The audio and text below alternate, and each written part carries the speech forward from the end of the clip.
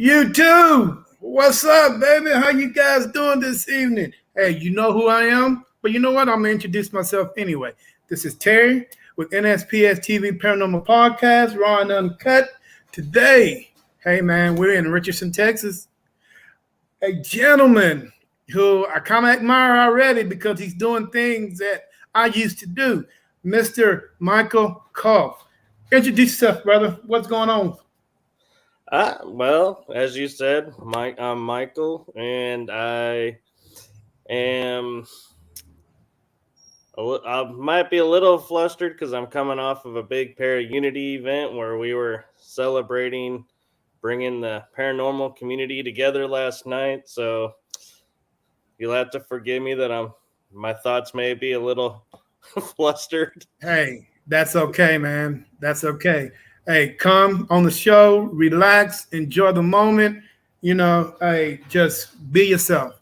You know what I'm saying? You can tell I'm being myself because I got this hat on my head. That's why I got mine on.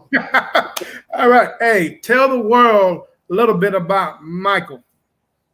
So, at 2 years old, I had my first paranormal experience, and I kind of grew up and I just kind of accepted it as being a part of what's going on and never really paid much attention to it because I was like, who talks about the paranormal? And so come years later, I start watching on TV shows like Ghost Hunters or Ghost Hunters International. I was like, man, that's pretty cool that people, are starting to talk about this. But, that's TV. And so, okay. And then somebody on a team found me on Facebook and goes, hey, do you want to join our team? And I was like, wait, this is real? And so I was like, people really do this? And so I was like, I got excited. Okay. Mike, where exactly are you? I don't think last time we talked, you're not from Texas. You're from somewhere else. Am I right? I reside in Texas right now. Okay, but where were you born? You were born and raised somewhere else? I was born and raised near Chicago, Illinois. Chi-Town, man. Yeah. Wow. And how long you lived up there? I was in the Chicago area for 6 years, and then we moved to Texas, and I've been stuck here in the heat ever since. And you know what, bro? To believe it or not, there are a lot of paranormal investigators in the Chicago area. I ran into maybe like 5 or 6 of them. So they might not be big in numbers, but I think they're growing. I know there's a lot of history up there. There's a lot of things going on. Oh, yeah. Definitely, dude. They are definitely getting their foot on the ground up there in Chi-Town. Hey, home of the blues. I love the blues, man. I have not been to Chicago. Last time I was in Chicago, I was 20 years old. I am now 51 years old, and that was the last time I've been up there. I'll be honest, you don't look it. Is it the hat? Around my age in the 40s. Is it the hat? It's got to be the hat. I mean, I think it's the personality. Well, you know what? I appreciate it, man. I really do. I appreciate it. I appreciate it. I appreciate it. Okay, Mike, tell me a little something, man, about this team that you joined. Who are they? So I'm a part of the Tribe, Ghost Ship Hunters, Sirens of the Expanses, and Potter Paranormal. Okay. And I'd like to start with Potter Paranormal because that one has a little sadness to it right now. And that Potter Paranormal was a team that was set up to be like a paranormal 101 school. They wanted to teach everyone how to investigate, how to use equipment, and how to, handle investigations in the proper way, not just go in and not know what you're doing and be like, oh, there's this, and this, and be like, well, actually, that is because of this. Right. And now you've convinced somebody something's going on when there isn't something going on. Right. Right. Like Get on he back. was saying to me, an example is like you see a flickering light and you're thinking, oh, spirit's communicating with you. Well, it's actually could be a loose wire at the switch. There you go. Yeah, you're right about that. That's what I loved. And so they were based out of Mineral Wells, and so I started doing a couple of investigations with them, and they invited me to join, and we were doing an event, and the founders of Potter Paranormal is Eileen Potter and Ken Potter. Mm-hmm. And at this event, it was one of the first ones that I was a part of the team, and we were on radio communications, and I said to Ken, I'm still fairly new. You know more about all of this than I do. You sure you want me on radio and leading, these people through?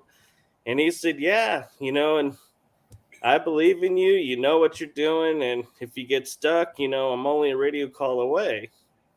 Okay.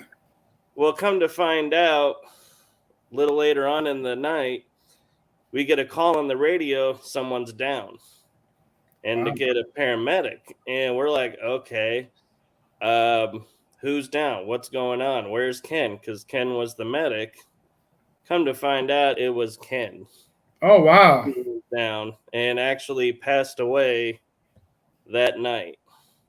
Wow, man. And so, yeah, so Potter Paranormal right now is we're trying to keep it alive as a tribute to Ken and to start doing investigations again and doing like paranormal schooling again.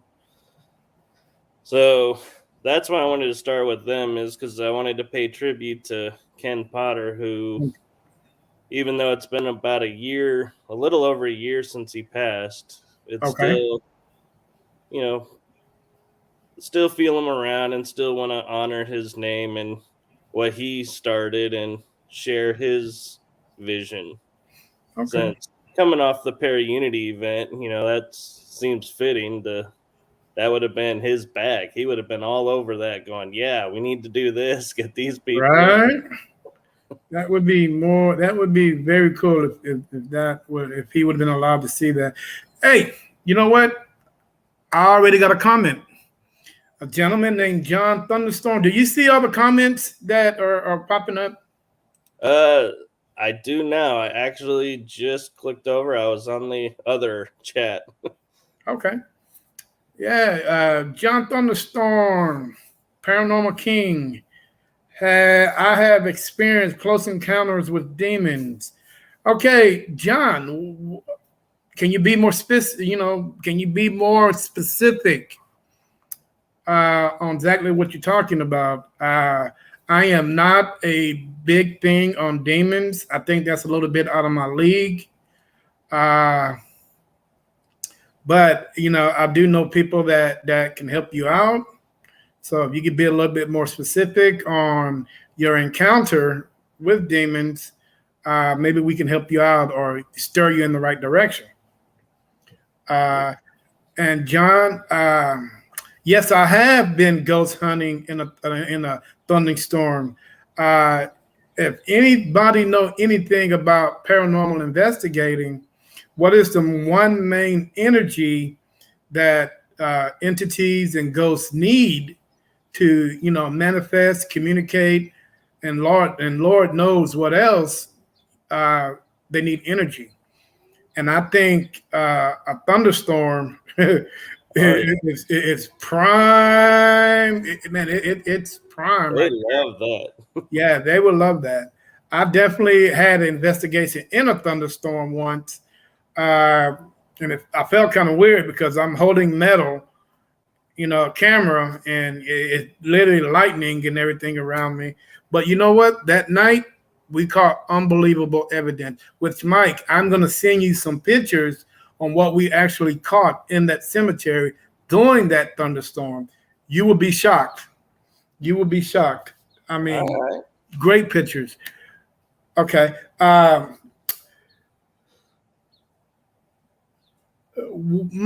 Mike. What is your most memorable paranormal experience? What is the one thing that stood out in your paranormal life that still stand out today? That's something that you can just automatically just bring up. It's like, wow.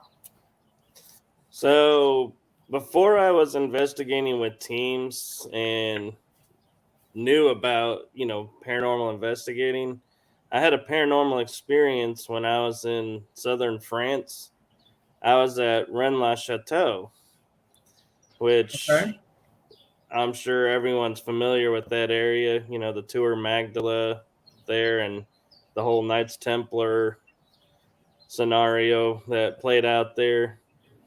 Well, so I'm staying in a kind of hotel, kind of living area at the foot of Rennes-le-Château. And so one night, my roommate and I decide, hey, it's nighttime. Let's go exploring. So we start walking up the land and we start walking up towards Rennes-le-Château. And I hear all this rustling in the bushes, like someone's running next to us on both sides of the road. And I start getting this feeling like, I don't think we're supposed to be here. And I tell my roommate, I'm like, I think we need to turn back. And we get all the way up to the gate.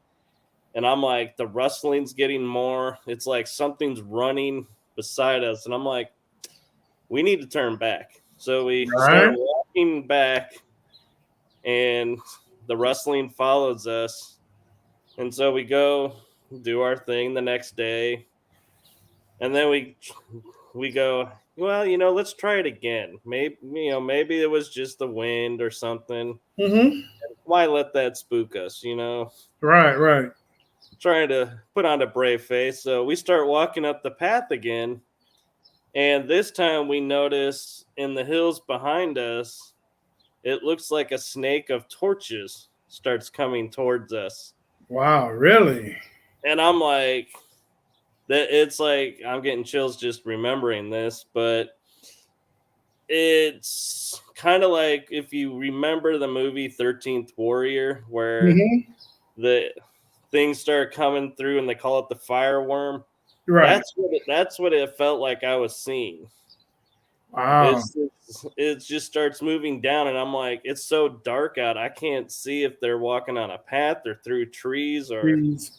what. And so I'm like, all I'm thinking is, okay, if we're going to the city, we need to go fast because I don't want to meet what's coming from those torches. Right. I'm taking my chances with the city. There you go. That is crazy. You know what, Mike?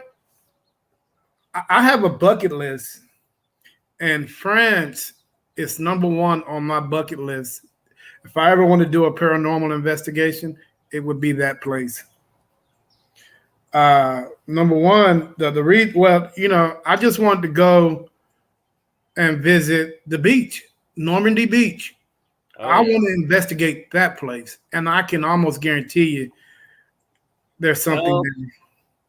funny story is I have a friend in Europe that does paranormal ghost ship hunting, and that I'm a part of his group. That's the GSH's Ghost Ship Hunters, and he goes every D-Day.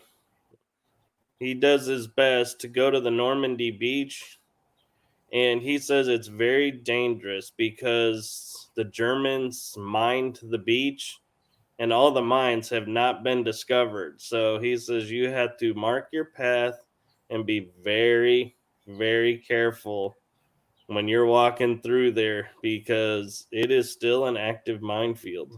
It will blow you up. Uh, I've mentioned to him a few times saying, when are we going to go there? He's like, I value you as a friend, so I'm going to tell you we're probably not going to go there because it Wow. is very dangerous. Now, is that beach considered a national monument in France, or what? What exactly do they have set for that particular place? I believe it would be what we would consider a national park. National park. Okay. Is they have guards there to keep people out of certain areas. And the real tragedy he was sharing with me one year when he was there was a lot of the tombstones for the soldiers. People Hmm. were going and knocking them down or breaking them. And I was like, that is just so wrong, in my opinion. It's such a tragedy. Yeah, that is totally disrespectful, dude. If I was to pass away and anybody was to come desecrate my grave, I'm gonna fucking haunt them. Yeah, keep you on my list. Yeah. It's like an instant bump to the top. Yep. I am definitely coming to get you because number one, that's so disrespectful. And there's no need for it. No, it's not. I mean, I had a friend of mine, believe it or not, Mike. They were dating, and he wanted to impress the girl he was dating. So he decided to go out to one of the creepiest cemeteries in Central Texas, and for some unknown reason, take a headstone. Just take a whole damn headstone. Takes it up to her front door, rings the doorbell, and it's like, "Look, babe, look what I got for you." Took it in her house. He left. I think it stayed there for almost 2 weeks. Man, all hell broke out. I mean, she had things that she couldn't explain happening in her house. Yeah. So she calls him up and said, "Hey man, come get this damn headstone out of my damn house." Because it's definitely got something going on. And the minute, go ahead. Well, my first question to that would be, what is up with her that she would even accept a tombstone from a cemetery Exactly. I for mean, 2 weeks? I would have been like, the first minute of getting it, be like, if you ever want to see me again, you're gonna go put this right back. go put it right back. And you know what? It took him almost a month because he spent 2 weeks at her house, 2 weeks at his house. He started having damn situations going on, and he decided to take it back. And what's so crazy about it? It didn't stop just because you returned it to where it rightfully belongs. Oh, his problems did not stop at his house. No, because he did a major That's a big harm. no-no. That's a big no-no. You don't do that. Okay, hey Mike, I can see you starting up your own team soon. Is that in your future, or are you just gonna hang out, learn a little bit more, then do what you need to do in the future? Well, I've kind of been looking at if I was to create a team, who would I, want to investigate with on a team. So I've been kind of looking, and at the same time, I'm kind of watching, being on my own, all the drama that comes up with Ooh. teams, and I'm like, do I really, have the time and patience to handle all that drama right now, Yeah. or do I rather enjoy being on my own? And I think right now I'm enjoying kind of being on teams, but because the teams are so spread out that we really all of us investigate on our own. So I'm kind of enjoying that because there's no drama with, he said, she said, because we're so far apart, we don't get on each other's nerves. Right. Okay. Another question. How you said you was on a team. Now I've heard unbelievable numbers, man, of team members. I mean, as far as 20 to 30 individuals on a paranormal team. To me, I think that's a little outrageous. But how many members did you guys have on that particular team you were on? The team I started with, which was Dirty South Paranormal, we Hey, were I did. averaging Yeah. 10 to 15. Just so the only reason we had those numbers was to make it cheaper to go to locations, because splitting the cost, like, $100, 10 people, that's a lot more affordable than one person going for $100.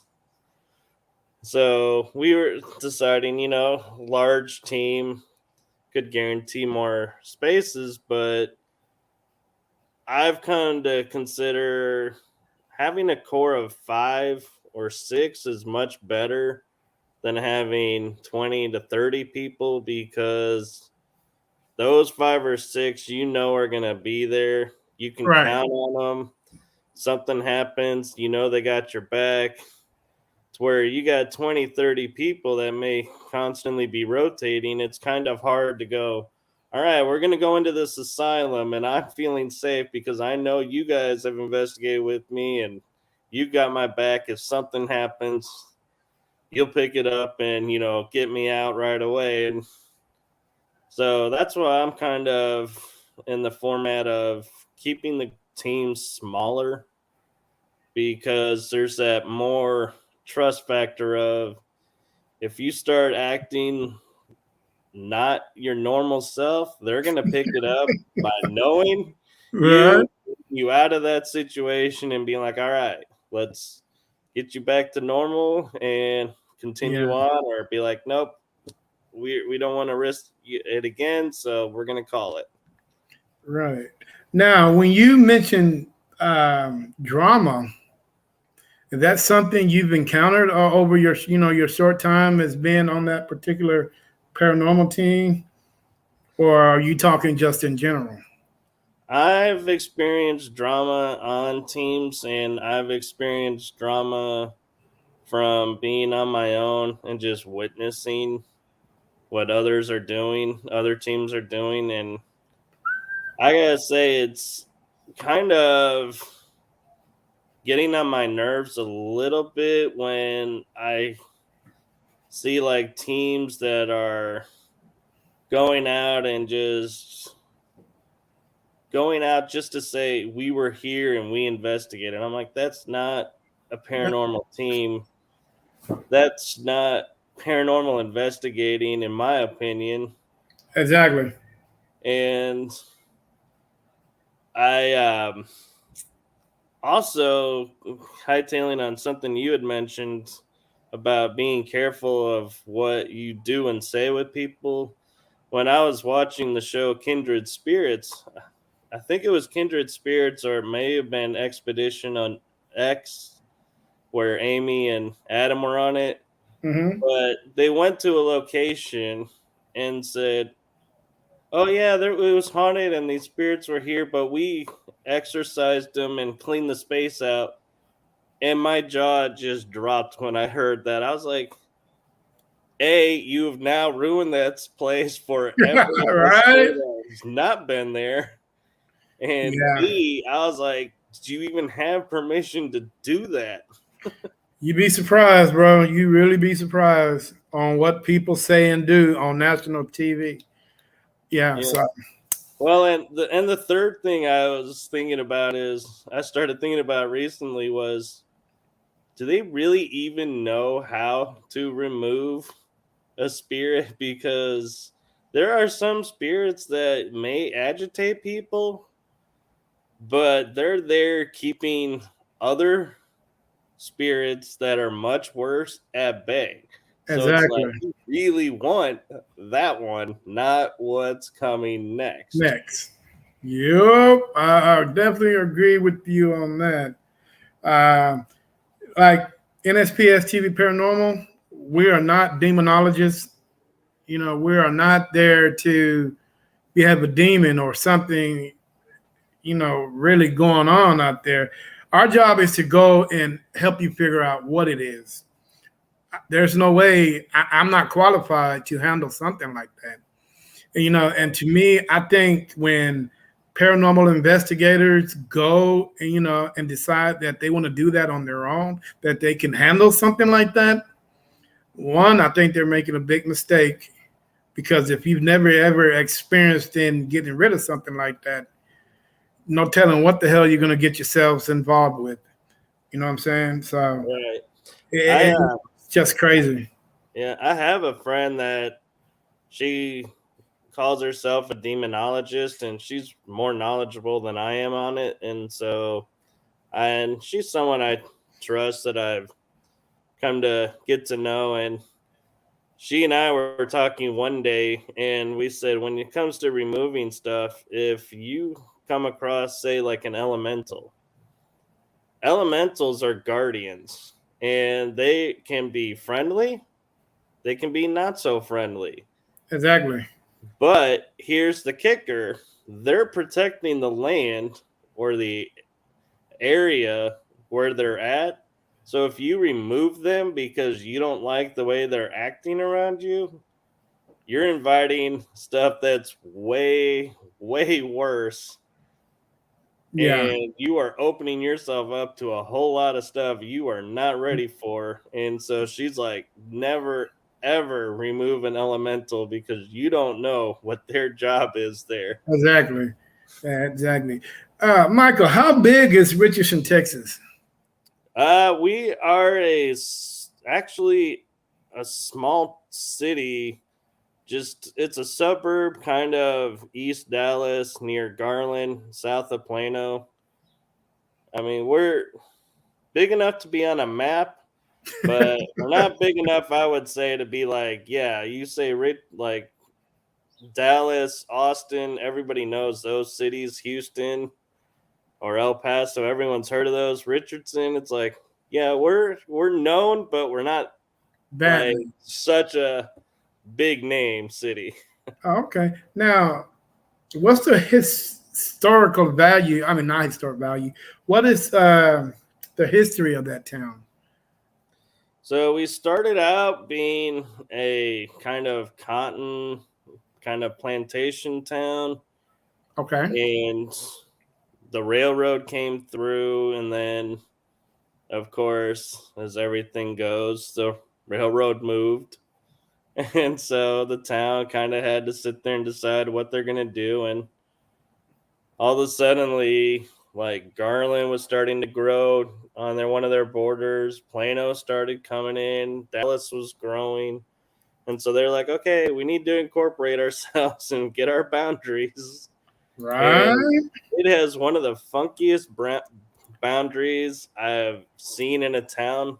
Like, we'll go a straight line across the top for one city, then it drops down, then it comes over a little bit, drops down, and comes back up, and then it's like another city. So there's like a little. It's like we stole some land from another city. It's like a little niche right That in there. little lynch. Okay. Hey, is it full of history? Would I think the history that I've seen from looking stuff up and going, like, our civic center has like a whole bunch of pictures of the old days, those black and white photos of like the 1900s when things just were starting, that it does have a lot of rich history, but it's not the history of like, oh, cattle rustlers were coming through or mobsters were popping through, traveling through to other places. So it's kind of like what I like to call the quiet, serene history, okay. where So it's like people are just being themselves, doing, whatever they whatever. do. It's like, wow, somebody built the first mill here, or somebody built, the first post office came in, and how cool that would be. And then having like Chicago, where it's like, yeah, this is where the massacre took place, and it Yeah. was a drive-by where these people were taken out by these mobsters. Yeah, right.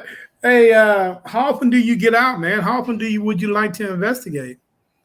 I used to think once or twice a month would be enough because being the traveling out and everything, and I've started recently where I started realizing places aren't as far as I thought they were.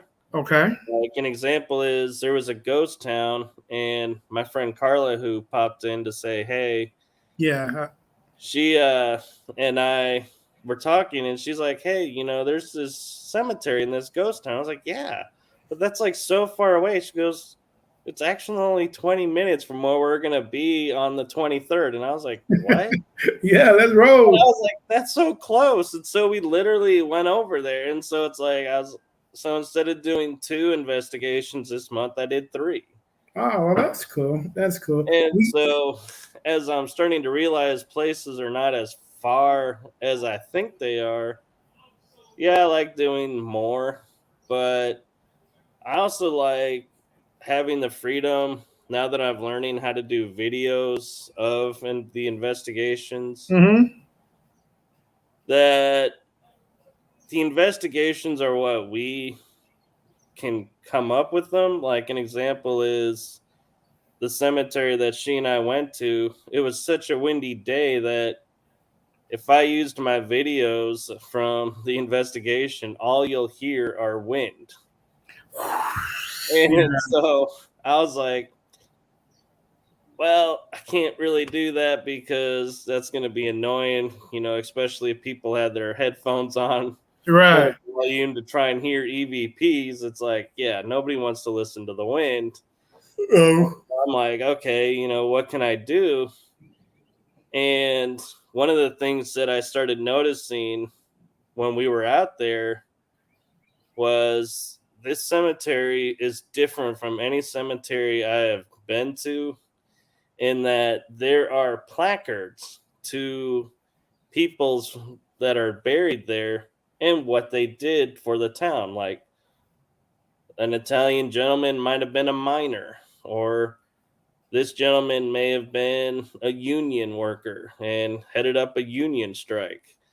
And so I was like, hey, this is actually pretty cool. And so instead of doing an investigation where I had the videos and photos saying, hey, look at this or look at that, I just was like, you know what? I'm going to flip this. And I made the video saying, here's my video, the intro, but check out these photos, check out the history here. And so instead of Ah, okay. I get you. instead of a paranormal ghost adventure, it was like a paranormal trip through history There you go. Hey, you and know what? keeping the history of the ghost town alive. That's a good idea because I've run across that so much, Mike, where you think you're the thing is, man, when you go and you get set up for an investigation, you check just about every little detail prior to going to where you need to go. But it always that one damn mic.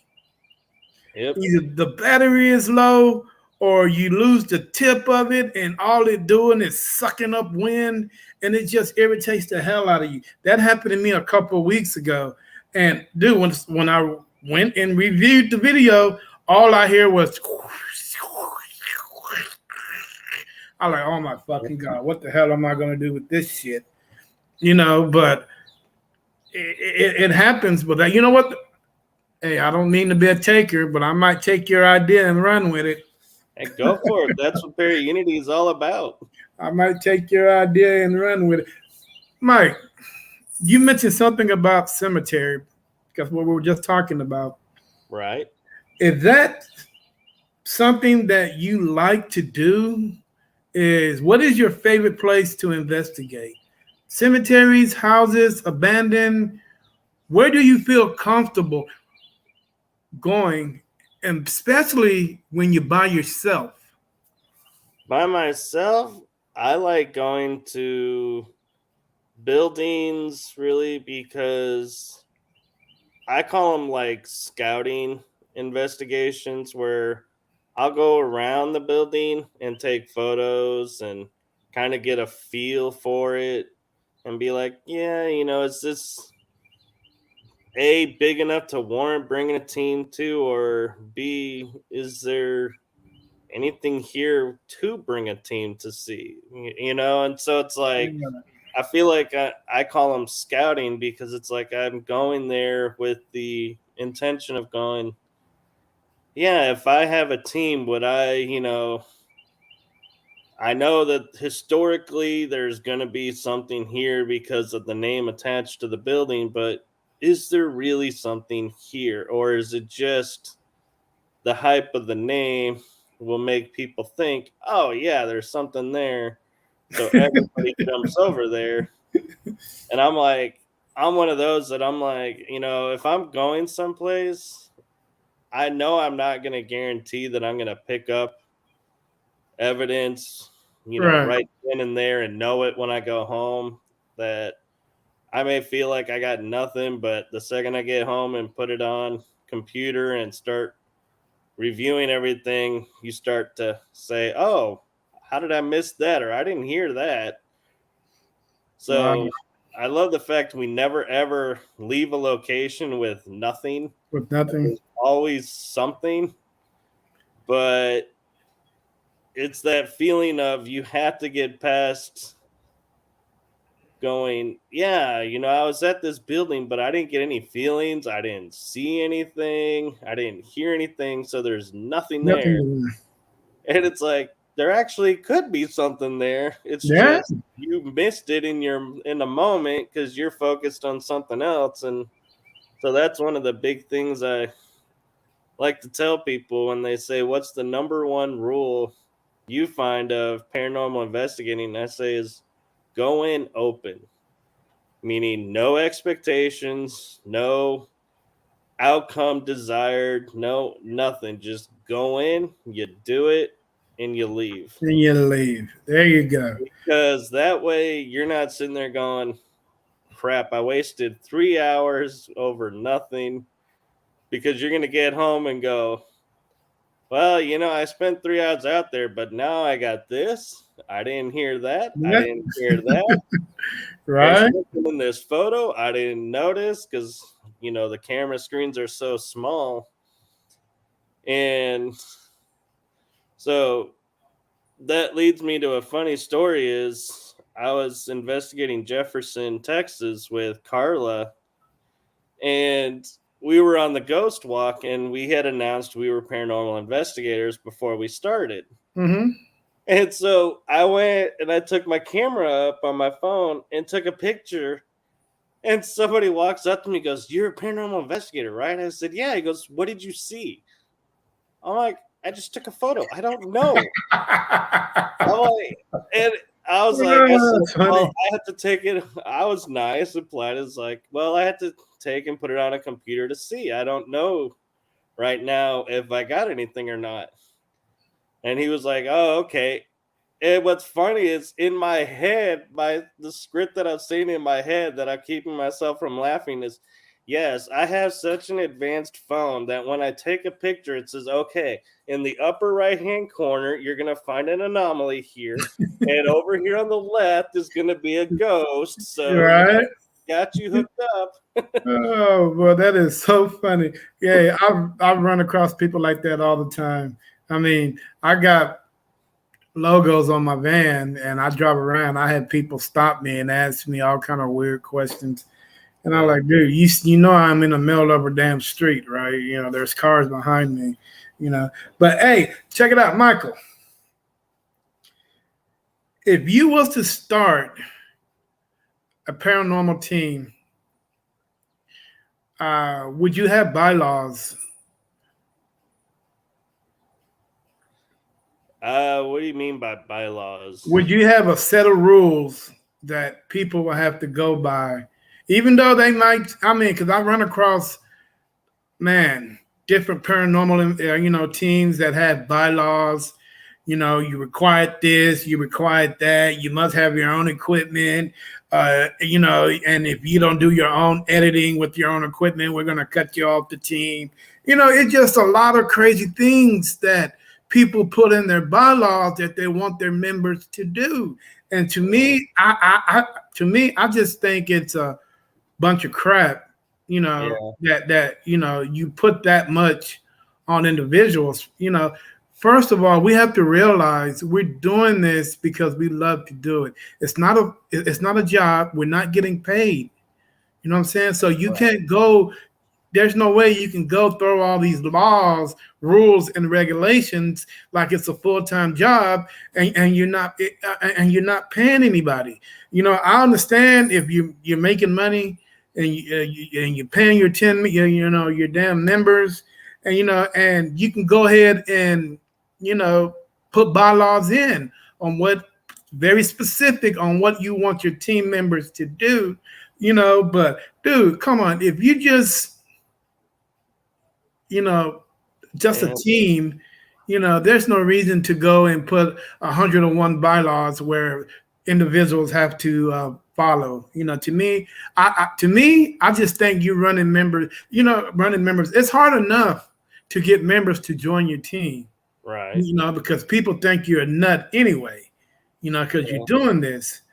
I You think know, in hearing what you're saying, I think the bylaws that I would probably have for my team would be respectful of the location we're going to, be respectful of people's privacy. So if we're going someplace and they don't want it, all over the place being known as being haunted or anything, don't go posting all over and saying, "Hey, we were at this house and we went and this place is haunted," because that's not what they want. And I always feel like that's disrespectful.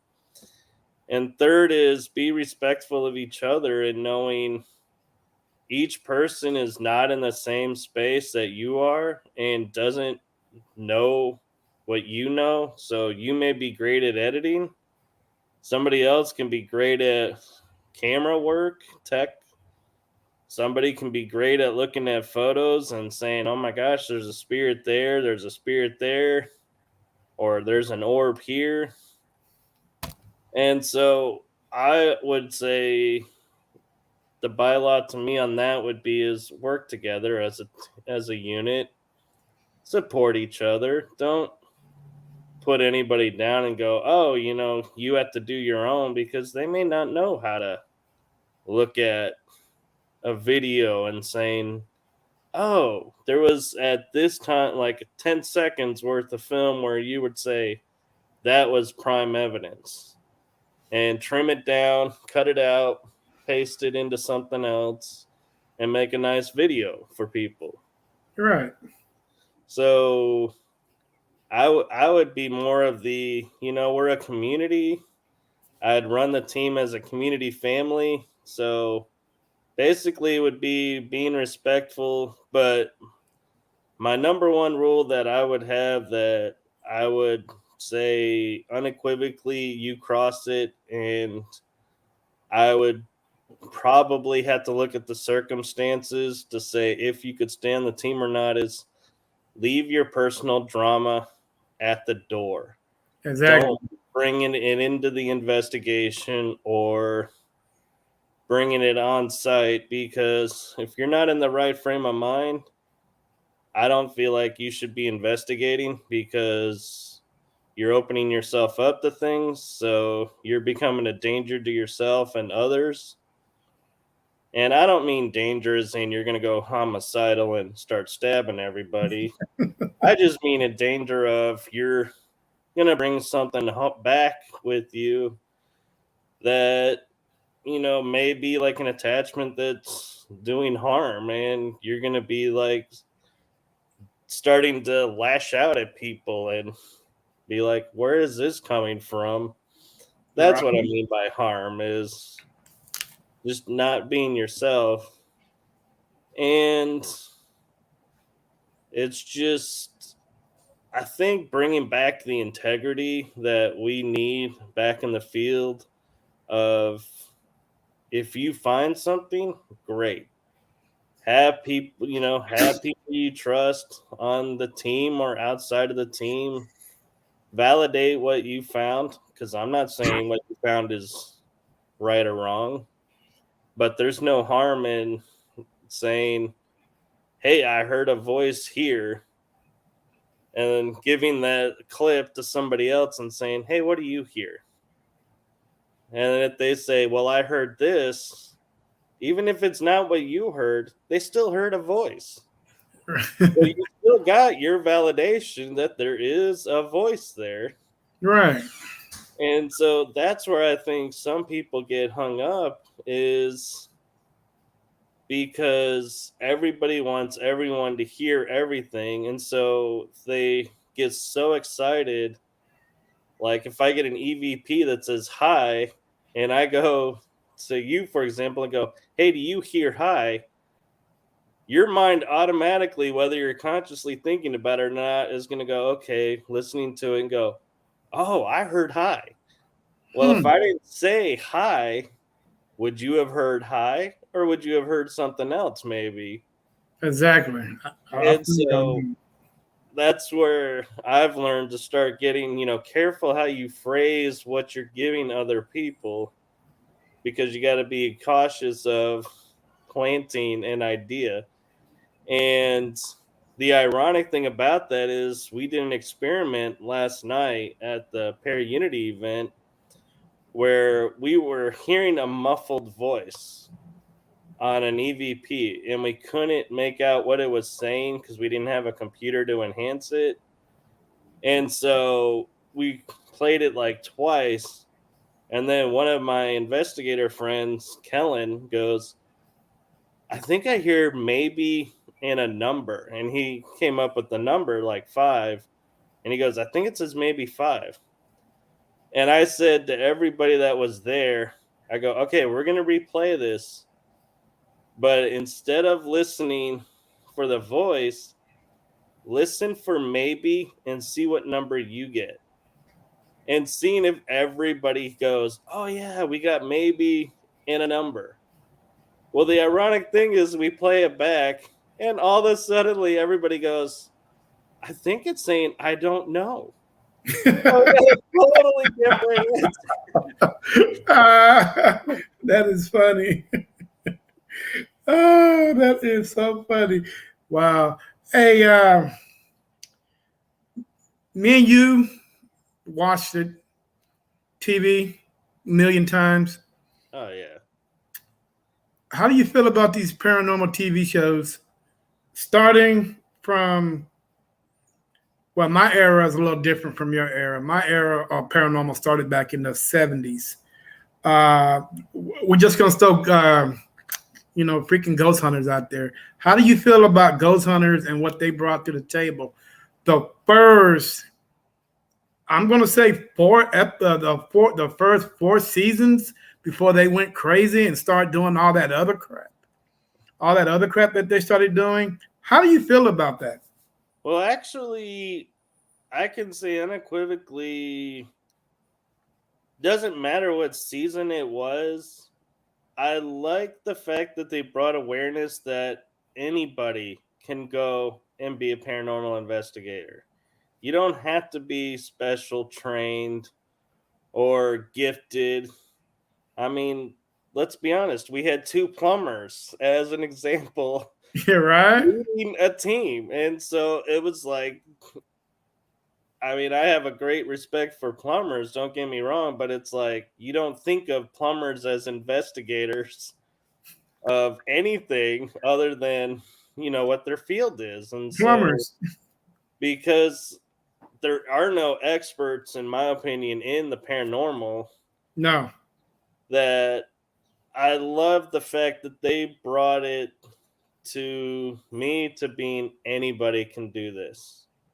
Anybody can go to a location, try the equipment that they have, see what they get. Okay.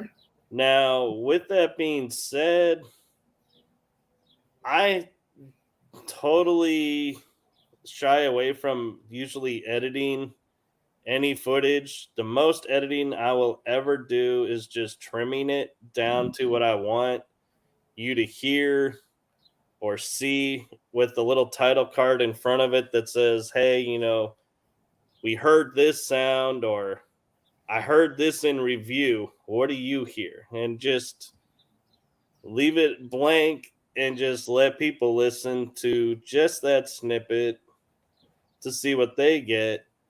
because I'm always on the back of my mind going, if I start editing this too much, I don't want to come across as faking anything. Right. Because to me, the real thing is so much better that you don't need to fake anything, because the real is like on its own level. It's like, I don't even know how people even attempt to try to fake, because it's like, why? So what? You didn't get a chair moving. You got like these voices, or you got these shadow lights moving and appearing. Why do you need a chair to move? Right. And I think that's a little bit of the two disservice that the TV shows have done. Is one, they're expecting these grandiose experiences to say, "Oh yeah, this is what's haunted," because we had a door slam, or we had a chair move, or something was thrown across the room. And they're like, unless I get those three things, it's not paranormal. I'm like, yeah, it can be. Right. And the other disservice is, like I was mentioning on the walk with that gentleman, they make everything look like, because it's an hour show, everything is so instant that they took out from the beginning of Ghost Hunters. I always loved when they showed them in the hotel rooms, sitting there with their headphones on, listening, or sitting there looking at the screen, going, picture by picture. And they don't do that anymore. And I think that's a little disservice, because that's, to me, is the quintessential part, is the review. Right. You're definitely right. Have you ever been hit, scratched, touched in any I area you guessed it? I have had my arm like pressure, like feels like something's grabbing it and like trying to pull it. I have had where I was standing in a door frame, and that sound when somebody grabs like a little piece of fabric and flicks it. Right. I felt and heard that behind me, and I'm like, I'm in a doorway, nobody's around me, and I'm near a room where somebody was accused of murder. I'm like, what the hell is behind me? And it's like, I'm pausing and going, do I really want to turn around and look right now? Right. That's yeah. I, But I've got pushed off a bench one time, and it messed my head up for a couple of days, dude. I mean, I didn't know what to say. I didn't know what to think. That's something I thought about 24/7, and it really messed my head up. I mean, actually been physically touched, or have some kind of contact with something you can't see. Oh man, it can definitely have effect on you big time. And I'm like, right. oh, okay. Which is another reason why I was mentioning, the big rule of being in the right frame of mind, because if you're distracted by something and all of a sudden you feel something grab you, you are gonna go Yeah. nuts, and they're going, what just touched me? Who? It's got to be one of you. And it's gonna be like, you are totally missing everything that's going on, because you are flipping out And or yeah, overreacting. and just imagine if you by yourself and something like that's happened. You're gonna make a new front door because you're not gonna find the one to exit. You're gonna make your own. Yeah. They're gonna just get the hell out of there. You know, Well, and what's interesting is I was mentioning last night in my intro on my background is I have never, alone or with people, experienced yet anything that caused me to run out of a building. I have been feeling like something's trying to push me through a floor, hear voices, and I will run to the voice. I don't run from the voice. And I was like, apparently I'm wired to run towards yeah. whatever it is to see what it is, instead of going, okay, that's not natural. I need to get out. But you know what? that's a making of a good paranormal investigator. When you have those, those feelings where you want to think you want to do something, but you know in your right mind you got to go the other way, to actually figure out what's going on. That's a good quality.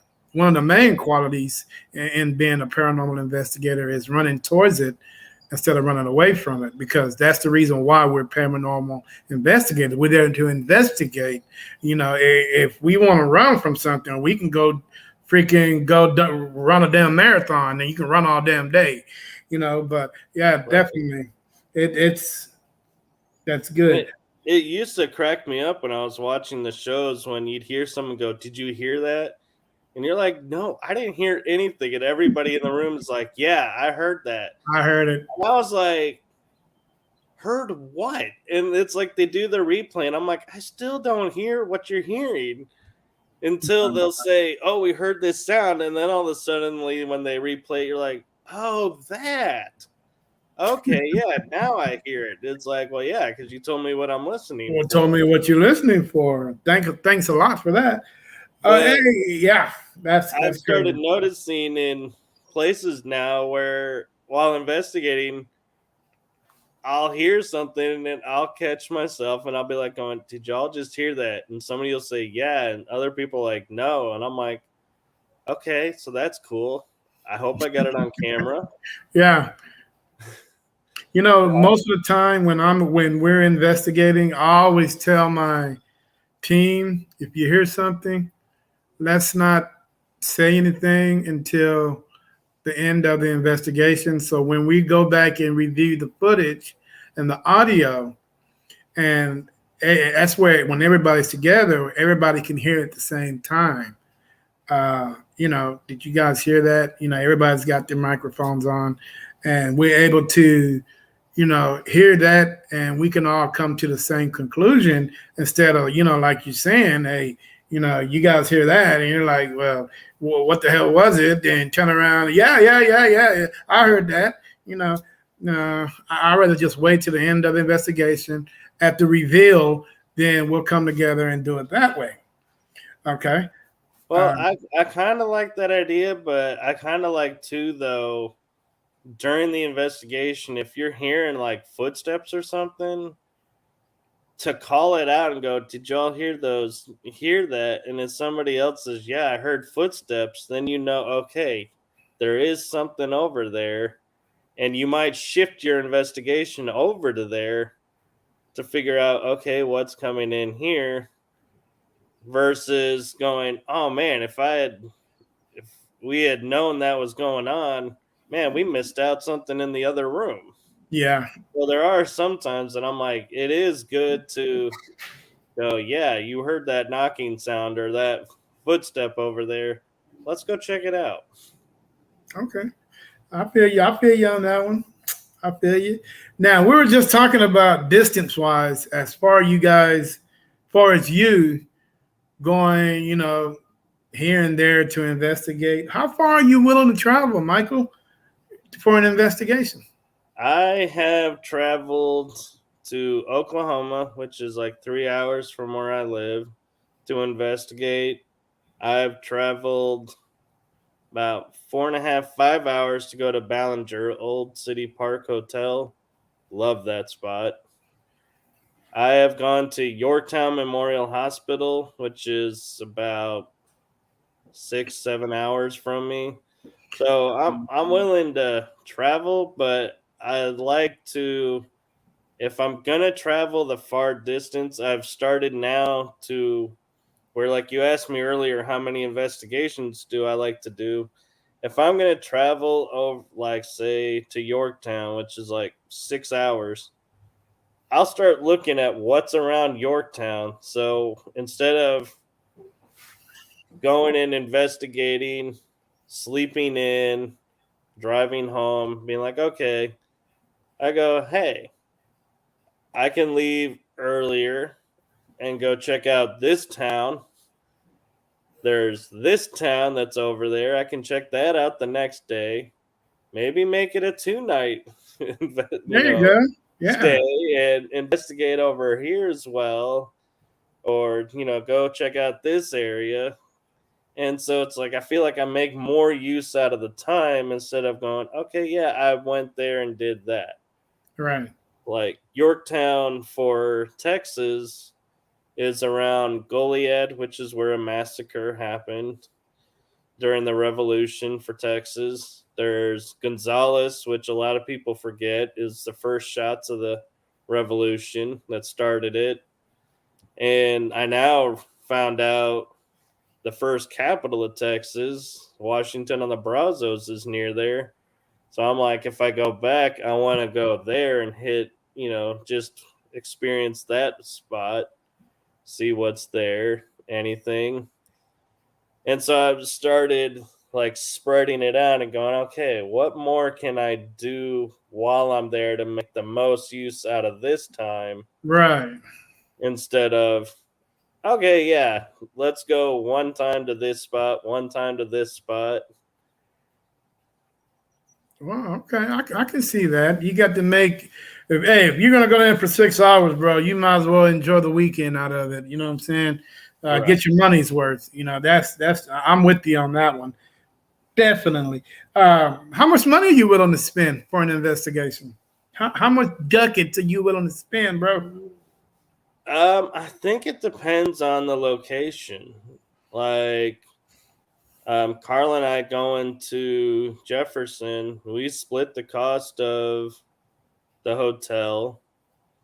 Even though we had two rooms, we split it 50-50. And if we did any investigation stuff, we would say, okay, yeah, well, you paid for dinner, I'll pay for this investigation.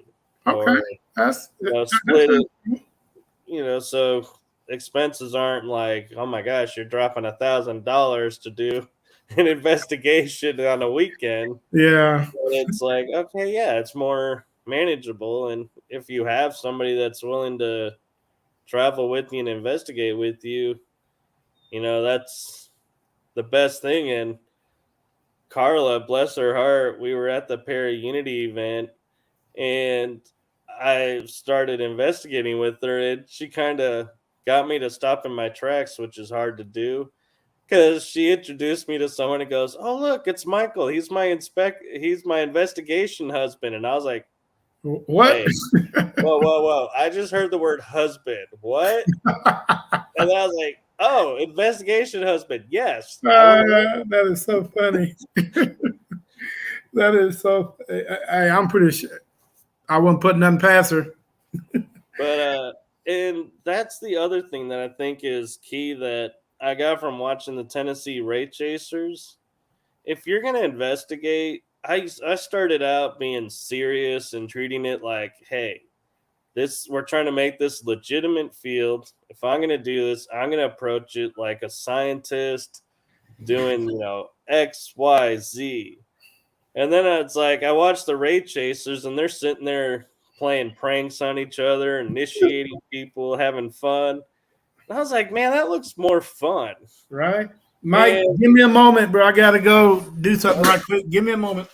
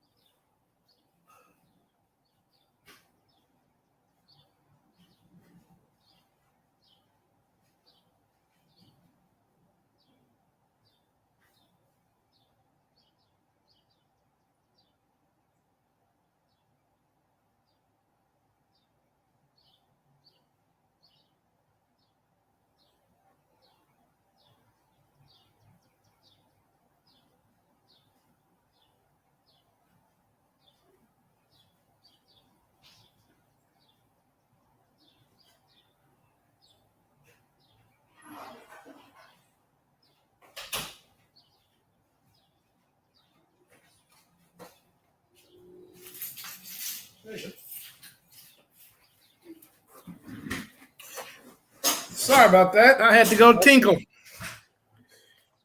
All Hey, right. if nature calls, you better answer. Right. Woo. I have to. Uh, okay. So yeah, and so where I was going with it is saying is I learned having fun on investigations actually brought more stuff out, and that you had to have some fun with it. Yeah. I think it's me myself. I think an investigation is 90% fun, 10% uh, serious, because the serious part is when you're actually going and doing the research on the place. If you research anything. So it's 90-10. I mean, I'm good with that, because me myself, I like having fun, and the other 10, I like, doing a lot of history because you learn a lot, Right. on wherever you're going and all that stuff. Hey, Mike, you brought up a cool something I wanted to talk to you about. Uh, Man, it slipped my mind. Uh, how often do other teams, say, "Hey, Mike"? I mean, Mike. Hey, man, come hang out with us for a while. How often does that happen? How often do you get the chance to do a joint investigation with another, paranormal team, and you get the opportunity to learn new things from them, just by sitting back and watching, and observing them and what they do and what they're about? How often does that happen up there with you? For me, on average, I would say it used to be once or twice every 3 or 4 months, but here lately, I've started um, investigating more with like Carla, and Carla's a part of a team. Uh, Let me see if I can get this right because their name is a little tricky. Southern Fried Spirits Paranormal. I hope I Yeah. got that right, Carla. If I didn't, correct me. But and I got a chance to investigate a location I've investigated several times with them, Uh huh. and we gelled really well. And I said, "Yeah, if you guys get it ever, investigating, let me know, and I'll come along." And they were like, "Yeah, well, in May next month we're doing this," and it just happened to be right around my mom's birthday and Mother's Day. And I said, "Unfortunately, I can't." Because the day before Mother's Day, as usual, I'm on an investigation because I don't ever look at the calendar. I'm always going, yeah, that date's free. Okay. Sound like me. And so I was like, out of respect for family, because I kind of view family first. I'm like, I'm keeping that weekend for my mom. And she's For like, you. that's so cool. And Okay, I understand that. respects that. And so, as they're doing more things, I have a feeling now that we had the rapport we have, I'll be getting more invites on stuff they're doing. And the tribe is an interesting team that's fairly new. It's probably like not even a year old yet. And um, the interesting thing about the tribe, I was talking with a couple of my teammates last night at the Para Unity event, going, we're sitting here talking about Para Unity being, everybody collaborating and supporting each other and, being there for each other and investigating and, being there. And I was like, that's exactly what the tribe is for us. It's somebody gathered a bunch of paranormal investigators from different backgrounds. Actually, she probably won't get upset, is Shauna from Mineral Wells called us up and was like, hey, would you guys be willing to investigate this location to see if it's haunted? And we had never investigated together, a lot of us. And we were like, yeah, because we're friends with her. She calls, we're like, hey, we'll help you out, yeah. And all of a suddenly, it's like, she's like, well, you guys are like my go-to team, so we're gonna call it the Tribe. And I was Cool. like, that is cool. And it literally is a bunch of paranormal investigators from different teams that we get together occasionally and investigate together and check stuff out. And so it's really cool because we sit there and it's kind of like doing para unity events when we're out there. Is somebody will do EVP work and show you different techniques of how you can get possible EVPs. Like, do you do one question in a round? Or do you have multiple people asking different questions? Or if you're getting something, like you feel like you're getting responses, you teach how to curtail all your questions towards that and focus on that part. Cool. And so that is one of the cool things I think about, I think I'm fortunate of being asked to be a part of it, is able to share all of our knowledge with everybody, and everyone on that team doesn't sit there and say, well, I've had 10 years experience, so I'm the master of this, so I'm going to tell you this is how this is done and that's that. We all just sit there and we're like, hey, you heard this? Really? That's cool. I heard this. Wow, that's cool. Or wow, I seen that. Did you see that? Or and we just are like, everyone's on equal footing, and it's like, I feel like we're like a circle. Is There's no head, there's no point that you could say, okay, that's where it starts, and then we go from there.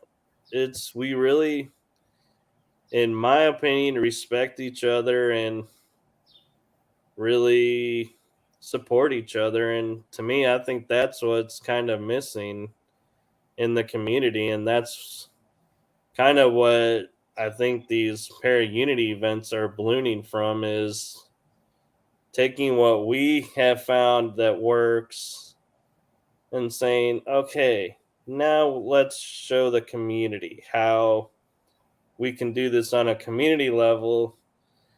And then maybe it'll go statewide. Who knows? There's no limits to where it could go. Right, right. But Hey, sky's the limit, bro. yeah, Sky. but it's like, it's interesting because it's like we all are just natural. We just feel like we're comfortable being who we are. And we know if something's out of our wheelhouse, we're like, hey, that's more of this person's wheelhouse. And so when I started getting EVPs on stuff, Kellen is a whiz at EVPs and like going, yeah, I heard it. Or, oh, you probably heard more like feedback, and, it just, your mind is matrixing it into a sound. And so I'm like, oh, well, that's cool to know that the mind can do that. And it's like we talk to each other on such a level that it's like, yeah, it makes sense. And that's really cool. And so we naturally gel and play off each other and communicate. And it's like, I don't have the fear of going, oh man, am I going to be sounding stupid if I send this clip to somebody and going, do you hear something when there's nothing there? Because it's like my mind feels like there's something there. And that's what I think is the greatest thing about it, is we can reach out to each other and say, hey, what are you experiencing? What are you hearing off of this? Okay, that's cool. Hey, are you a religious individual? As far as religion goes, I kind of view myself as a spiritualist, You're a meaning spiritualist? I do believe in God. I also believe in goddesses. And I believe everybody has a right to believe what they want to believe. And so if you're devout Catholic and you're a paranormal investigator, I'm like, dude, you're a paranormal investigator. That's Right. cool. I Yeah. don't sit there and go, well, I can't investigate with you because your beliefs are this or that. I'm like, to me, it has no bearing. Has no bearing. It I is, understand that. The reason why I asked that question is because every paranormal team has a ritual or what they do pre and post investigations. Like NSPS TV, we always pray before we go into a certain situation. Most individuals listen to classic music. Most of the people listen to blues. It just depends on who the individual is. right. What do you guys do as far as the tribe? What do you guys do when you guys getting ready to go into a certain location? Actually, the funny thing that we do to get ready is some of us will kind of go off on tandem and maybe hang out in a cemetery, just sitting around, and we start taking photos and poses and just having some little fun and be like just kind of laying back and relaxing and unwinding and just getting ourselves, I think, in a way, we're getting ourselves mentally prepared to go the proverbial battlefield. Okay. But we're not sitting there going, okay, I got this on, I got this, I got this. Okay, we're going to do this. We said this. It's more like we're entering the state of mind of going, okay, I am calm, I'm centered, I'm in a good space. Let's go do this.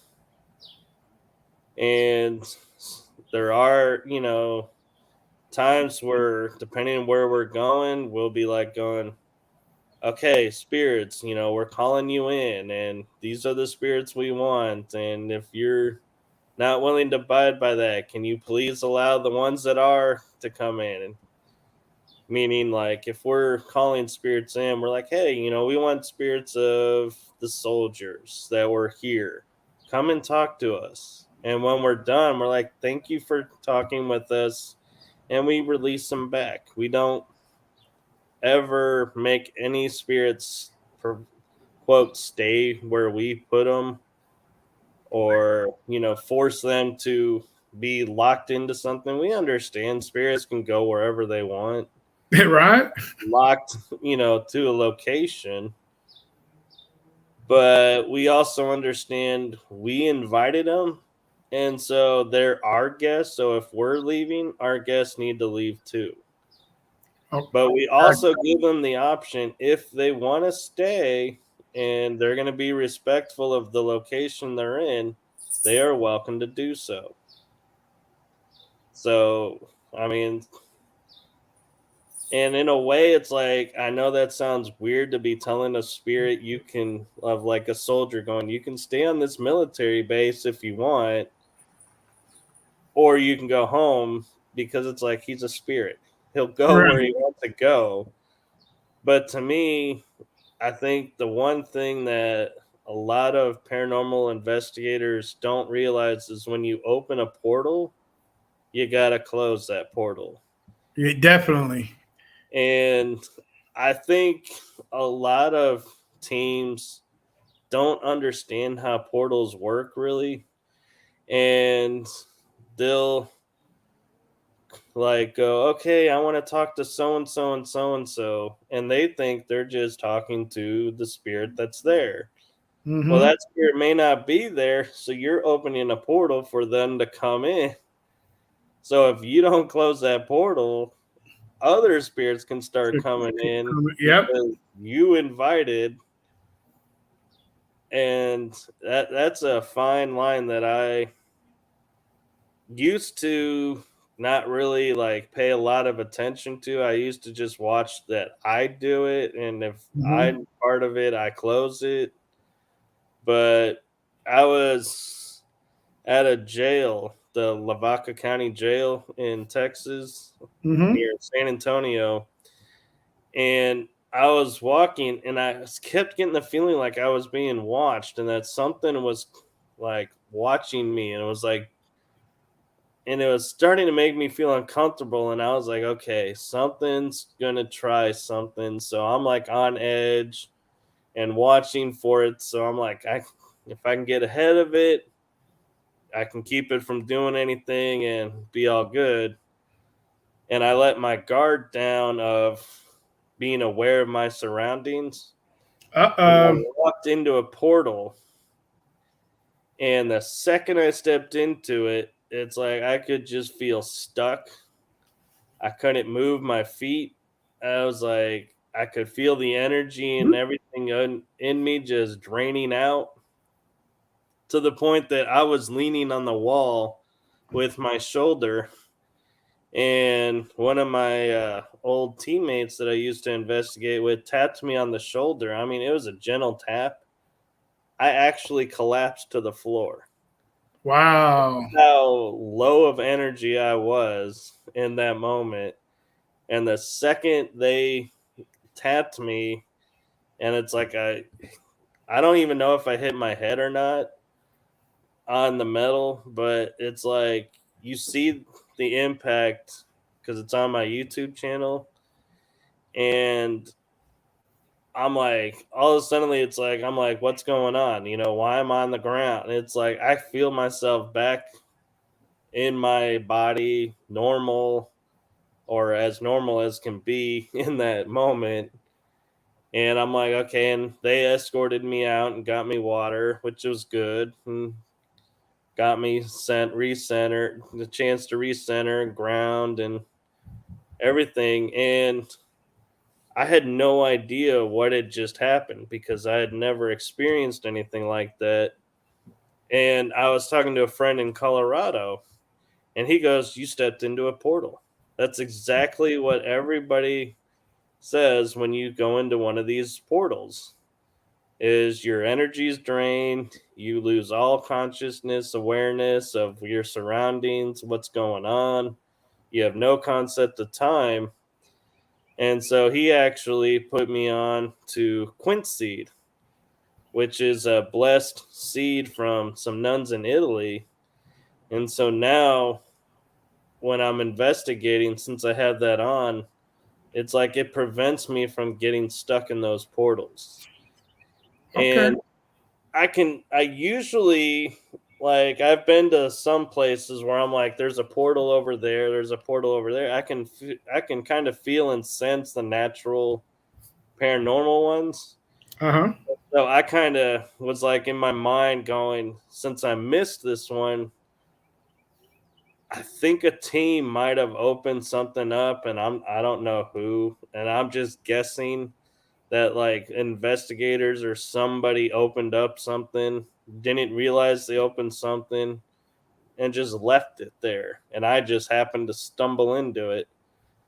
And so I made it like my video, instead of being like about it going, you know, don't do this, I was like, this is why we have to be careful about opening portals, Portals.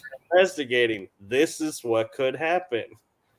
Yeah. And then I show what happened to me. And so it's like I love the fact that I could have turned it into a, oh my god, this is a don't do, you know, video. But instead I turned it into a teaching video of going, yeah, this is why you have to be aware and careful what you're doing and how you're doing it, because you may think it's closed, but it ain't closed. Exactly. That's why I forbid to use some of my team members like, hey, let's use a Ouija board just to, Uh-huh. no, we don't use Ouija boards. We don't use haunted items because I heard, certain haunted items can open portals. There's so many things that they can do that I just don't want to take that chance on anybody getting hurt. Like Right. at the beginning of our podcast, uh, if we were talking, I was saying, well, that's out of my expertise. You know what I'm saying? So that's another one that's out of my expertise. Yeah. Uh, I've yet Well, to. and the Ouija board, I don't like people. like being around people that use them, because half the people maybe have an idea of what they're doing. Half the people treat it as a game, and it's Kids. in essence it is a game, but every game, there's something always underlined to that game that people don't really pay attention to. Yep. And three-quarters of the people may be aware of, yeah, who they're communicating with and doing it right, but they don't remember at the end to be like, okay, I'm putting this away, and so we're done. This portal is closed. This session's closed. This is it. We're done. And instead, they're like, okay, I assume because I put the game away, it's closed. It's like, no, it doesn't work that way. It doesn't work like that. Not at all. If people see, the thing about people is being a paranormal investigator is not that hard if you use a little common sense. If you have just an inch of common sense, you can probably be one of the best investigators on the planet. As if you use just that much of common sense. Now, the ones that are starting out, they want to jump into shit they know nothing about. They're not using any common sense. That's straight. That's straight. Just straight stupidity. And you're bound to get yourself hurt or somebody else hurt. You know what I'm saying? Yeah. Okay. And That's it's why, crazy. that's why, going back and hitting on the TV shows, why I didn't mention Ghost Adventures, because I absolutely do not like how Zach sits there and says, okay, Ghost, I know you scratched so and so I'm sending in so and so you can scratch them and do whatever you're gonna do. I'm like, dude, you're throwing someone under the bus. You don't have the guts to go in yourself. And I'm like, and that's not even how you investigate. Yeah, dude. I think. Antagonize. Yeah, you know what? I didn't watch that show, man, because I thought it was a couple of arrogant people that I just cannot. I'm like, oh my god, this guy's got some balls on him. They are so freaking arrogant. I can say half the. Some of them are cool, but the other half had some cojones on them that I really didn't like. Yeah. If I sense a certain type of vibe that I think that's not good, I'm not going to waste my time with that TV show. Now I do love the Dead Files. I mean, I think that show was pretty good. Yeah. And I do love Katrina Whiteman. Woo! That is my paranormal wife right there. I personally think she came to life on the Portals to Hell. Yeah. I think in that she is more able to be herself and do what she likes to do than on the other shows that I've seen her in. Yeah. Matter of fact, my friend Kyle Into the Pit just had a podcast with her last week. And I was so freaking jealous, dude. I wanted to drive all the way to Beta, unplug his damn internet, and fucking drive all the way back to Cedar Park. That's how I like, man, this is my girl. And you sitting up here having a damn podcast with her, and I wasn't invited on the damn show. What the hell's wrong with you, Kyle? But yeah, dude. Dude, she is lovely. I will definitely love to meet her one day. Okay, hey, Mike, before we end the show,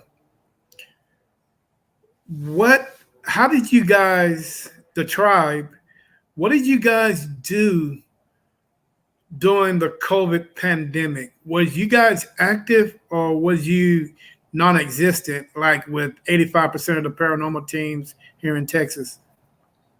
Well, because we're all in different cities, it depended on the counties and the cities we were in. So, like, me being in Richardson, I'm near Dallas, so we're under what Dallas said. And so for like a year and a half, Dallas was like nobody can go anywhere. Nobody, we got to be 6 feet apart, wearing a mask. You can't go to work unless you're essential or doing this or that. And so it just was like, instead of going through the risk of being pulled over and going, hey, why are you out? And, where's your quote unquote COVID papers? We were like, let's just not investigate right now. And so when they started getting more relaxed about that and letting people travel some, I kind of started getting to where I would go out maybe once a month and investigate somewhere local or a little bit of distance, but I kind of stayed in the States so that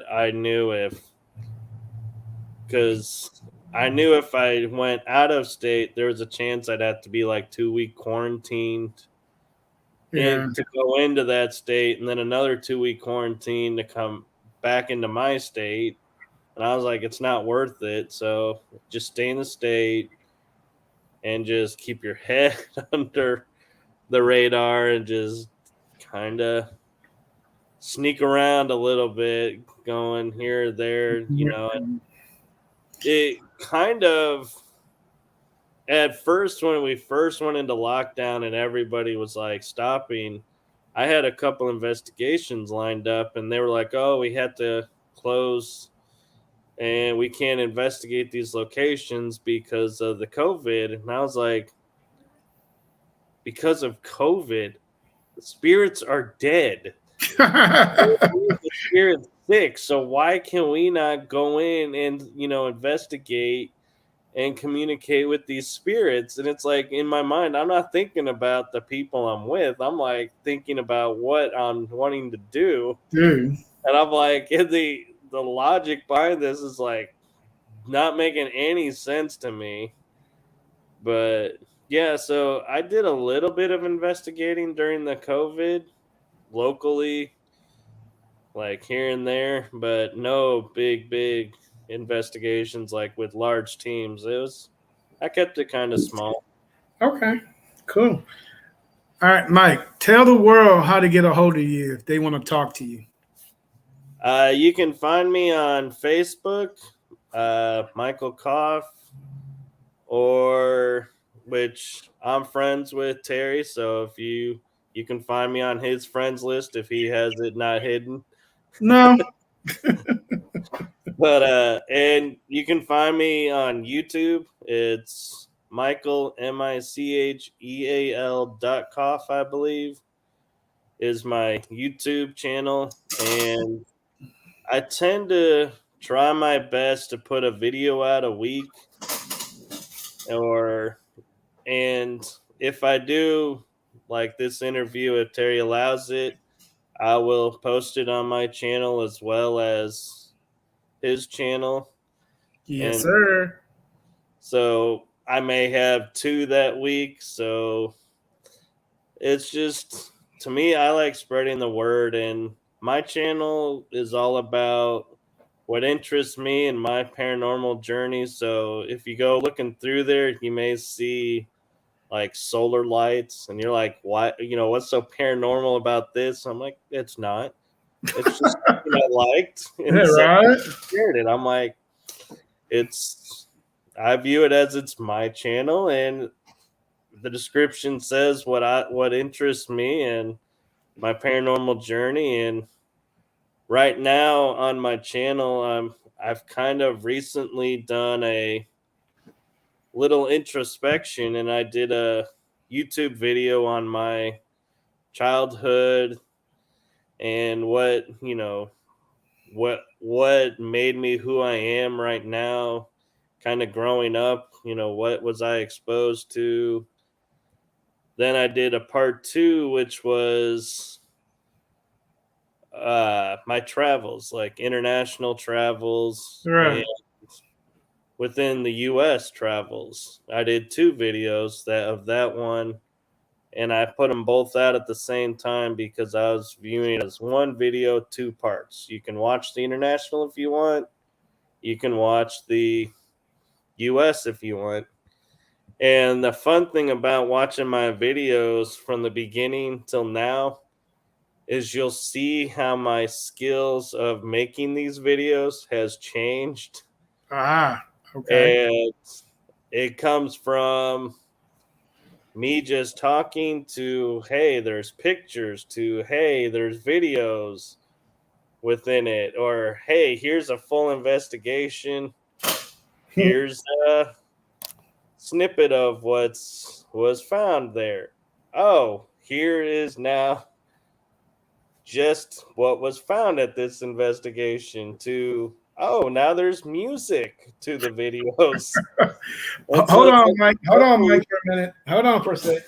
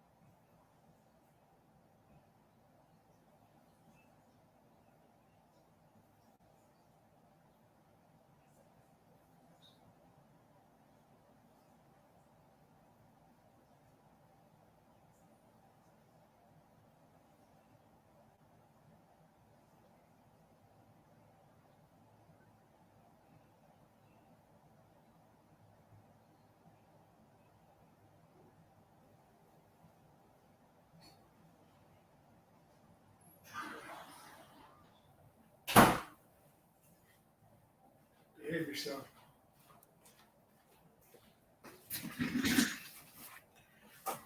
All right. Sorry about that, bro. No, that was perfect timing because it actually stopped me in my thought, and I got to think about what I was about to say and go, "Holy wow, I just thought of it in a whole new way." Wow. Yeah.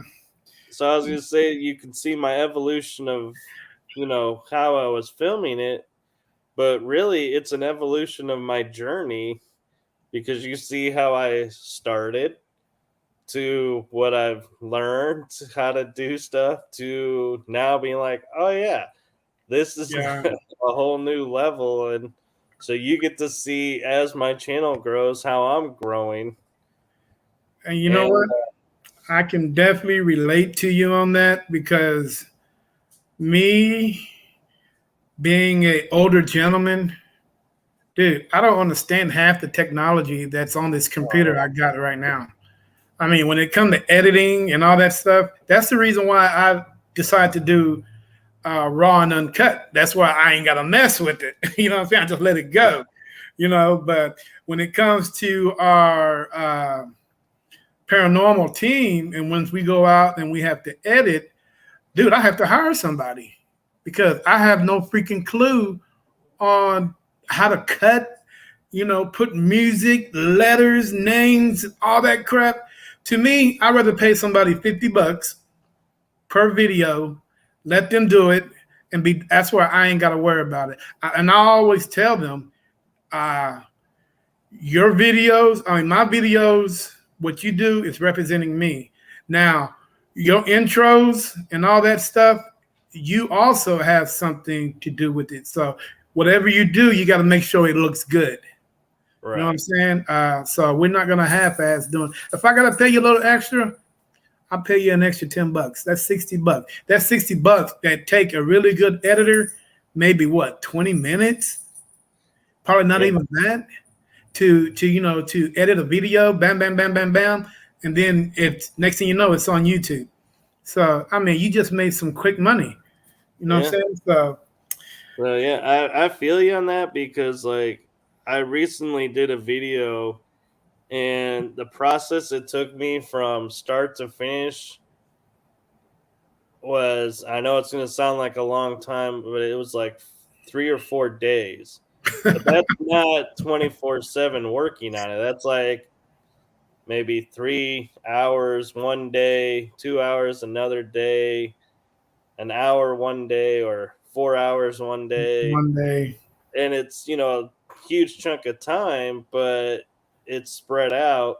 And it always makes me laugh because I'm like, I'll sit there and in my mind going, oh my God, this video is going to be so long. Everyone's going to complain it's so long. And then I'll be like, oh my God, it's under half an hour. it's not bad. It's not No. bad. And so it's like, it always surprises me that I'll be like maybe putting in like 12 hours of editing and stuff into it. And it's less than a half hour. Yeah, that's not bad at all. I mean, I've seen people have 2 hour. You're like, man, come on, dude. Who in the hell is gonna watch this video for 2 hours? You know, Yep. after a certain amount of time, I lose interest. I've always been like that. If it don't catch my eye the first 20 seconds, I'm flipping the channel, especially if it's on YouTube, because that's where I'm at 98% of the time anyway, on Yeah. YouTube. That's Uh, why I said I used to do full investigation, which would be, and I'd say this is a look into an investigation from start to finish of that night. And I'm like, it could end up being 2 hours. And yeah, I was it's like getting just a few views. And I was like, yeah, everybody wants the evidence. They don't want to watch and have to find the evidence for themselves. exactly. So you But gotta cut, shape, chop, all that other stuff, chop it up, and make sure you get the. Dude, we've done videos where, damn, uh, hell, I tried it. I end up chopping up the damn evidence. yeah, it drives me nuts when I'm like, okay, I got this block of time, and then I'll be like listening to it and going, that's not the block of time I wanted. Now I gotta go find that block of time again. Yeah, and it's crazy, dude. And I'd rather just spend somebody $50 to go do it and make Yeah. sure that they do it right. Uh, And the other frustrating thing is I use built in the computer is, let me see, Paint 3D. okay. I'll make my title cards on there. And I'll put so much into writing what's coming up and everything, and I'll get it all looking just right. And then I'll go to save it and it wipes it. And the thing closes. And I'm like, oh my God, I gotta think about what I said. Hey, yeah, Because there's a lot of times that I do like I think they call it ghost writing or something, where it's like you just start typing and next thing you know you got a paragraph and right, you don't right. even know what's in that paragraph. And it's like Yeah. so frustrating. It's like, yeah, you gotta have so much patience to do editing. And I don't even use any particular software. If my particular laptop has a editing feature on it, I'll use that. And and they make it so simple that anybody can use it. You basically chop up one square, put it in that square, put it in that square, and you want to hit go, you hit go, it does all the work for you.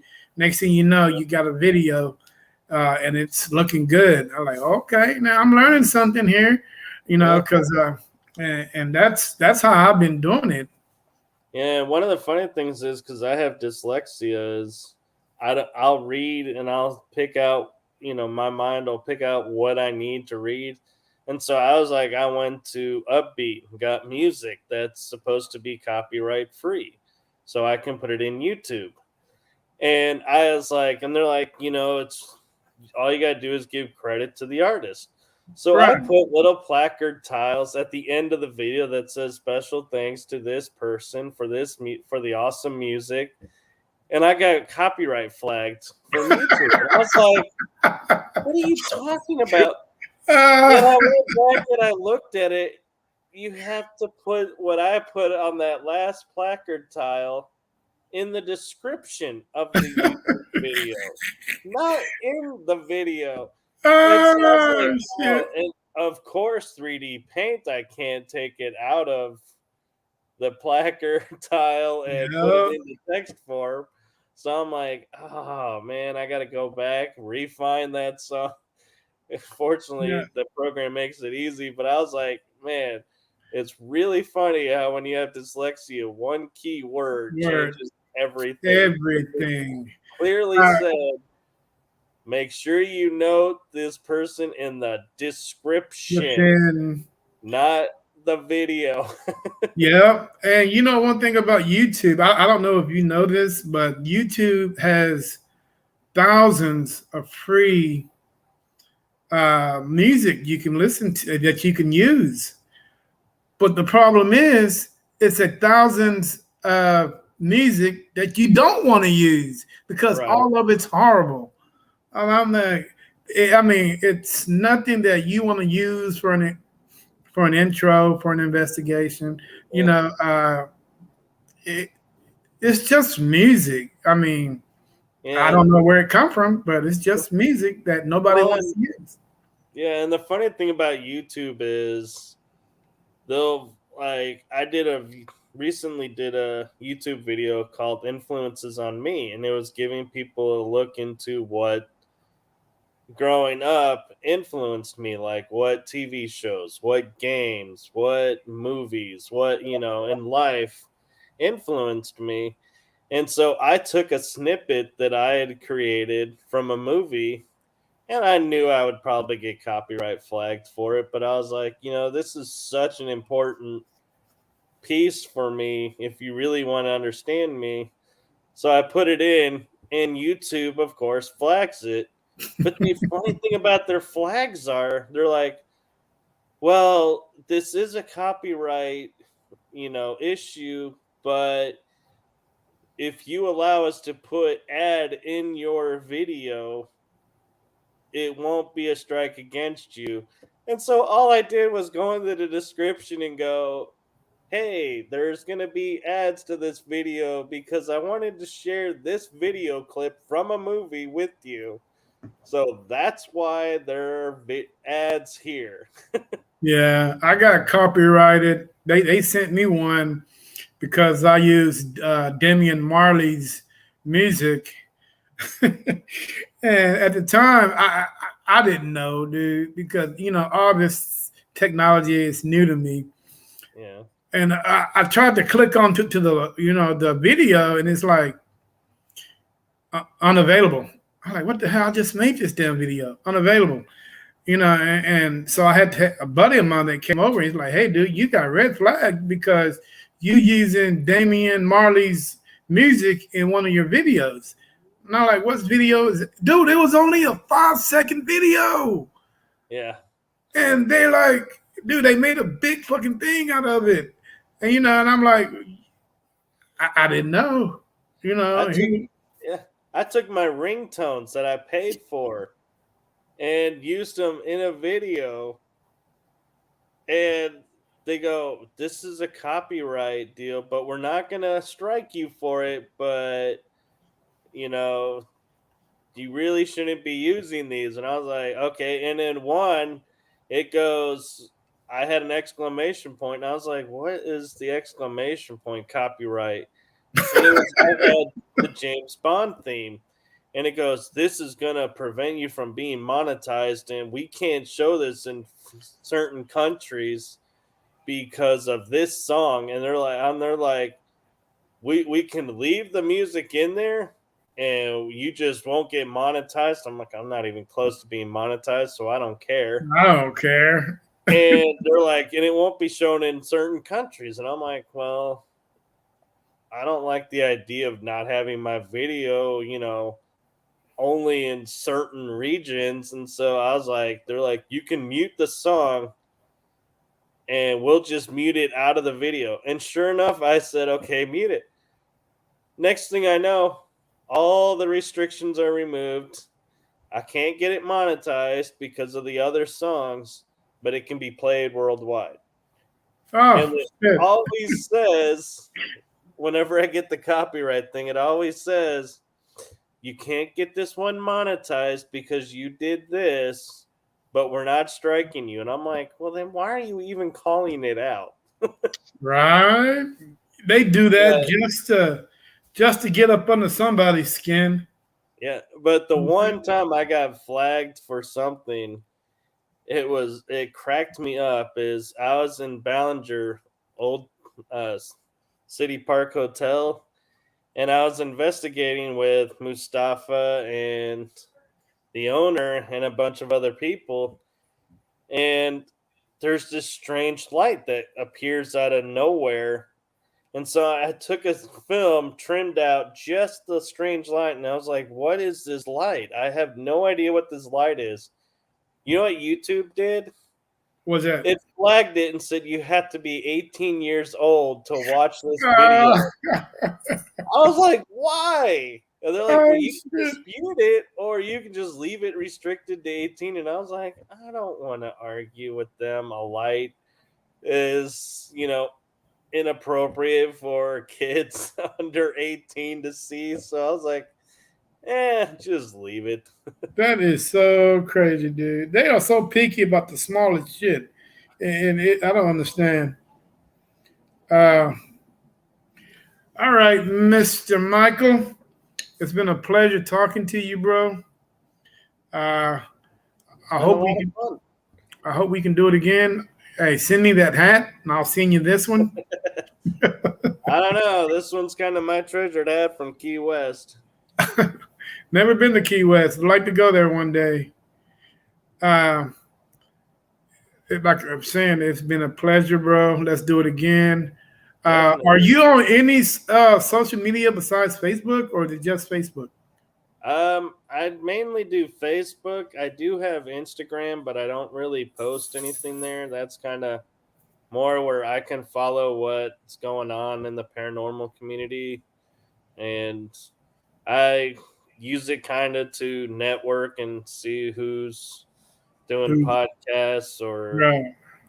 interviewing people and just seeing what everybody's up to and following everybody else. I've found lately my Instagram, if I try to upload a photo from my phone to Instagram, it doesn't load. But if I take and put my picture on a computer and say, hey, put it on Instagram, it's like, okay, go ahead. And so I don't know if there's something with my Android phone and Instagram that's not getting along right now. Yeah, But probably so. all those are they become a pain. And so I stick to Facebook and recently got really into YouTube because a lot of people kept saying you should get on YouTube. And like you, I'm like, I don't know how to do YouTube, so I'm not wanting to sit here and learn how to do a huge thing and then find out in like 3 weeks it's going to be obsolete to something else. And oh yeah, it's we're like, dude. oh no, it's easy. And That's so the one. That's the one thing I hate about my intro. When I used to do intros, I felt like I was so behind time compared to other paranormal intros. They got boom, this, that, and you know what's so crazy about it? And it caught my attention. My little 3-second intro, hell, it puts the baby to sleep. And I'm like, God damn, dude, how in the hell can I even? I need to be doing this, and catching people's attention, because you take people, you get people's attention, you get subscribers, you get the likes and the followers and all that crap. you're actually up on me because I don't even have an intro. I'm like, I haven't learned how to do an intro yet. It's once you get, that's one thing I can do is intros, because it gets, and I use the one going on and going off at the same. I just keep it the same, but I just find something I like, put a little music to it, and I did it off my laptop, my laptop auditing. And the hardest problem I have, Mike, is converting from something to MP3. Yeah. I I've tried 100 times. I've downloaded 100 apps, convert to MP3, but none of them work. Or either I wasn't doing something right, Yeah. but Well, the fun I have is I just got a body cam and tried it last night for the first time.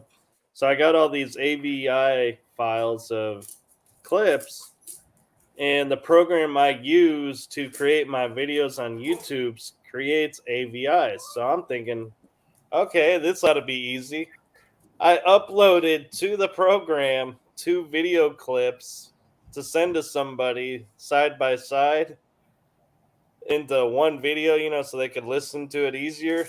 And right. it goes, this is not a supported format. And I'm like, what do you mean it's not a supported format? And so I'm like, great. Now I got to figure out how to get those files to be read Yeah. by this program. And I hate that. Yeah. It's just painted, but anyway, Michael, it's been a pleasure, bro. Like I said, I would love to come back and chat with you again. Yeah, anytime. Hopefully, you will start your own podcast. I think you would be a great podcaster, man.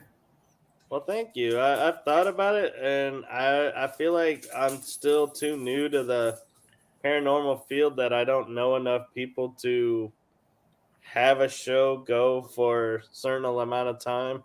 See, the good thing about that, Mike, is I don't know anybody. It's just that I reach out to people, and the reason why I like it is because I'm learning as I'm listening. You know what I'm saying? So every little bit of information that somebody gives me, you give me, it's just stacking in my head. Especially when it comes to somebody that's and really, seasoned paranormal investigator. Hey, I only been doing it for like 3 years, so I'm taking every little bit in, and I'm going from there. And that's where you do podcasts, also. Just say what you feel. Try to keep it respectful. Try not to hurt anybody's feelings, and just go have fun and ask 1,000,001 questions. And that's the way you learn about the paranormal. I mean, true enough, you learn by being on site and actually doing an investigation. But the second one is when you out on a podcast talking to 1,000,000 people and you're learning so much, what to do, what not to do, and you learn it from people that has been around, man, been doing it for a very long time. So, I mean, that's why. And plus, I like to meet people. Yeah. And that's the reason why I do it. And it builds community. Yeah. You wouldn't believe how many people I have met in this short amount of time. My followers have jumped up to almost 2,400 followers on just my paranormal page alone. And Instagram, I have just as many. I'm so busy on my Facebook page, I kind of neglected my Instagram page, but I see myself going back to it, because there are followers on there that wants to know what I'm doing, and all that good stuff. Right. And yeah, dude, so you just gotta be, be yourself and just start a part. You already got a laptop. Go ahead and just get you a name. Start, just go out and just introduce yourself to the world and just communicate with people. Yeah. I would love to be your first, I would love to come on and be your first one. Instead of me asking the one questions, hey, I love being asked 101 questions. Hopefully I have the answer to all of them. I don't know. But anyway, Mike, I got to go get me something to eat, brother. I appreciate your time. It's been a pleasure. And let's do it again. And Carla, you already know what I do because you've been on my podcast before. But it's always nice to hear your voice. And, this young lady has a lot of insight in the paranormal. She is definitely a diamond. I can definitely give her that. We can talk every day, about the paranormal. We would, but in the meantime, Mike, you have yourself a good night, bro. Thank And you. I You will too. talk to you later. Hey, this is NSPS TV Paranormal Podcast signing off. You guys know what I do. You know what I'm about. Please go hit that share, like, and subscribe button. Let's get these numbers up, man. I'm really trying to get to 1,000 subscribers by July, by the 4th of July. If we can do that, that'd be great. Hey, and besides, it's free. It's not going to cost you anything. Just, beep, beep, beep, beep, beep, beep, beep. Go that. And, hey, and besides, my friend thanks you also. He says goodbye, so Mike, have a good night, bro. Thank you. You too. Yes, sir.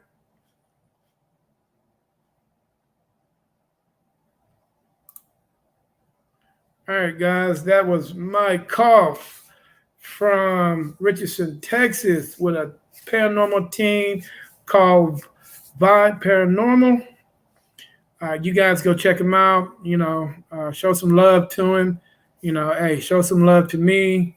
Like I'm saying, let's get these numbers up. Hit that share, like, subscribe button. I do this just because I love to do it. You know what I'm saying? But in the meantime,